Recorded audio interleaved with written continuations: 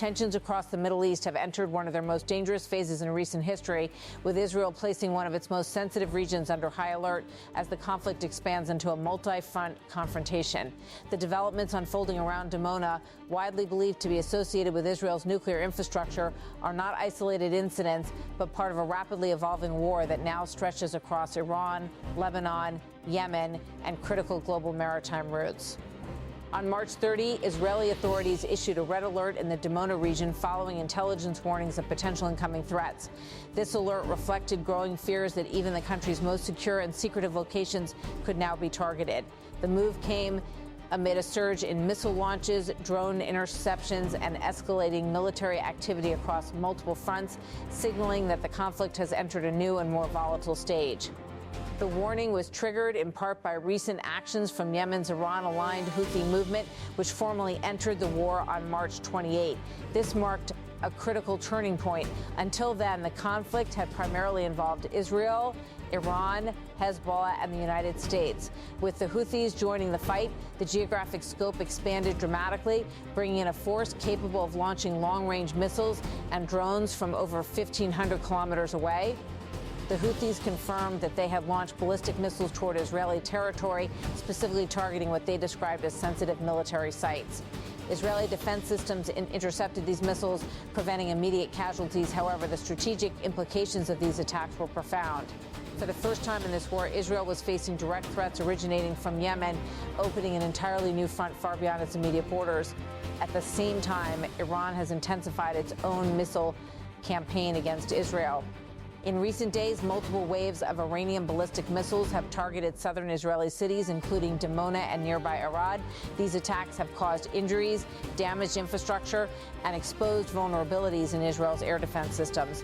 In one of the most significant incidents, nearly 200 people were reported injured following missile strikes in the region, underscoring the human cost of the escalation. Further compounding the situation, an industrial facility in southern Israel was struck by either an Iranian missile or debris from an interceptor projectile, causing a major fire and raising concerns about hazardous chemical exposure. Emergency teams were deployed to contain the blaze and secure the area, highlighting the risks posed by attacks near sensitive industrial zones. The cumulative effect of these developments has been a state of near constant alert across southern Israel. Air raid sirens have become a routine part of daily life, forcing civilians and workers to repeatedly seek shelter in reinforced bunkers. Israel's multi-layered air defense system, including Iron Dome, David Sling, and Arrow interceptors, has been activated continuously to counter incoming threats. Despite these defensive measures, the sheer volume and diversity of incoming threats are placing increasing strain on the system. Reports indicate that Israel has even begun rationing some of its more advanced interceptor systems to preserve resources amid sustained missile barrages. The involvement of the Houthis adds a new dimension to this already complex conflict. Known for their use of asymmetric warfare tactics, the group has previously targeted shipping lanes in the Red Sea using drones and anti-ship missiles. Their entry into the war against Israel signals not only a military escalation, but also a potential economic one. In their official statements, the Houthis have framed their actions as part of a broader alliance with Iran and other regional actors, including Hezbollah. Our armed forces, with the help of Almighty God and relying on Him, carried out the second military operation in the Battle of the Holy Jihad, using a volley of winged missiles and drones, which targeted a number of vital and military objectives of the Zionist enemy, the Yemeni armed forces said. This statement underscores the ideological and strategic alignment between the Houthis and other members of what they describe as the resistance axis. It also signals that their involvement is not a one-off event, but part of a sustained campaign. This operation occurred simultaneously with the military campaigns being conducted by the Mujahideen Brethren in Iran and Hezbollah in Lebanon, and it successfully attained its intended objectives by the grace of God. The Houthis have also made it clear that their operations will continue, indicating that they view this conflict as ongoing and escalating. It will continue with the help of Almighty God and relying on Him to carry out its military operations in the coming days until the criminal enemy ceases its aggressions and attacks. These declarations highlight a key transformation in the conflict. It is no longer a series of isolated confrontations, but a coordinated multi-front war involving state and non-state actors across the region. One of the most concerning aspects of this escalation is the expanding geographic reach of the conflict. Yemen, Lebanon, Iran, and Israel are now directly connected through active military operations. Israeli forces have reported intercepting drones launched from Yemen, demonstrating the Houthis' ability to project power across vast distances. This capability raises serious concerns about the future trajectory of the war.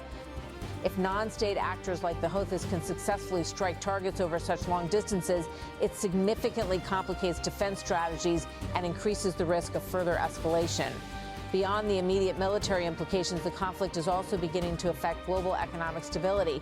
The Red Sea, a critical artery for international trade, is once again under threat. The Bab al-Mandeb Strait, which connects the Red Sea to the Gulf of Aden, is particularly vulnerable. This narrow waterway is one of the world's most important maritime choke points, facilitating a significant portion of global oil shipments and cargo traffic. Any disruption here could have far-reaching consequences for global trade, energy prices, and supply chains. The situation is further complicated by the fact that another major choke point, the Strait of Hormuz, is already under pressure due to tensions involving Iran. Analysts warn that simultaneous disruptions in both regions could create a dual choke point crisis, severely impacting global markets. Shipping companies are highly sensitive to such risks. Even the perception of danger can lead to significant changes in shipping routes.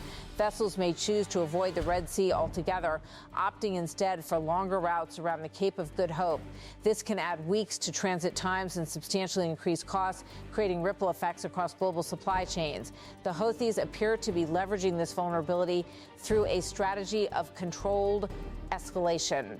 Rather than attempting to impose a full blockade, they use targeted attacks and the threat of further strikes to create uncertainty. This approach allows them to exert influence disproportionate to their conventional military capabilities. At the same time, there are signs that the group is carefully calibrating its actions. While they have demonstrated their ability to strike both land and maritime targets, they have so far avoided actions that would trigger a full-scale international military response. This balancing act reflects a broader strategic calculation. Escalating too quickly could provoke intervention from regional powers such as Saudi Arabia or lead to a broader coalition response. Maintaining a steady level of pressure, on the other hand, allows the Houthis to remain relevant in the conflict while avoiding overwhelming retaliation. Economic considerations also play a role in this calculation. The Red Sea has become an increasingly important route for energy exports, particularly for Saudi Arabia. Any major disruption could have significant consequences not only for global markets but also for regional economies. Despite these constraints, the situation remains highly volatile. The Houthis' recent actions suggest that they are testing the limits of their influence, probing defenses, and assessing the responses of other actors. The risk lies not in a single dramatic escalation, but in a gradual increase in the frequency and intensity of attacks. Over time, this could erode confidence in the safety of key routes and infrastructure, producing effects similar to those of a formal blockade without any official declaration. Meanwhile, the broader conflict continues to intensify. Israeli forces have expanded operations in Lebanon, targeting Hezbollah positions and creating the potential for further escalation on the northern front. At the same time, U.S. and Israeli strikes inside Iran have triggered retaliatory attacks, further entrenching the cycle of escalation. The economic consequences of this conflict are already being felt globally. Oil prices have surged as shipping routes face increasing risks, and airlines are adjusting operations in response to rising fuel costs. For civilians in affected areas, the impact is immediate and severe. In southern Israel, residents are living under the constant threat of missile attacks, with sirens and emergency alerts disrupting daily life. The need to seek shelter at a moment's notice has become routine, creating a climate of anxiety and uncertainty. At the same time, the proximity of missile strikes to sensitive infrastructure, including nuclear-related facilities, has heightened global concern. While there have been no confirmed reports of damage to such sites, the risks associated with even a near miss are significant.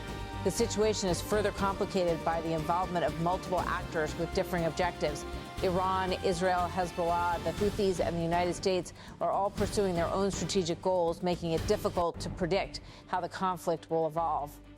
Diplomatic efforts are underway, with some countries attempting to broker negotiations and de-escalate tensions. However, the complexity of the conflict and the number of actors involved make a swift resolution unlikely. As the situation continues to develop, the potential for further escalation remains high. The entry of the Houthis into the war has already changed the dynamics of the conflict, introducing new risks and uncertainties. The red alert in Dimona serves as a stark reminder of how quickly the situation can evolve. What was once considered a secure and heavily protected area is now at the center of a rapidly expanding conflict. In many ways, this moment represents a turning point. The conflict is no longer confined to traditional battlefields, but is increasingly interconnected with global economic systems, maritime security, and international stability. The coming days and weeks will be critical in determining the trajectory of the conflict. Whether it continues to escalate or moves toward escalation will depend on a complex interplay of military actions, political decisions, and diplomatic efforts. For now, the region remains on edge. The red alert in Dimona is not just a warning, it is a signal that the conflict has entered a new and more dangerous phase, one in which the consequences extend far beyond the immediate region and into the global arena.